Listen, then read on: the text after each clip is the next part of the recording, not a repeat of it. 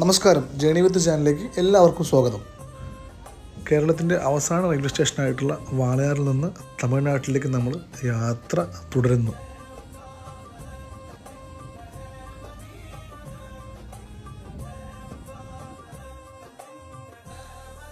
ഇപ്പോൾ നമ്മൾ ട്രെയിന് തമിഴ്നാടിൻ്റെ അതിർത്തിയിലേക്ക് കടന്നിരിക്കുകയാണ്.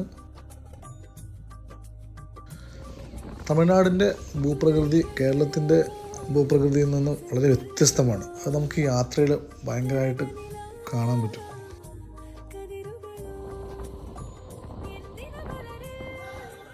ഈ കാണുന്നതാണ് തമിഴ്നാട് അതിർത്തിയിലെ ആദ്യത്തെ സ്റ്റേഷൻ, എട്ടിമടൈ.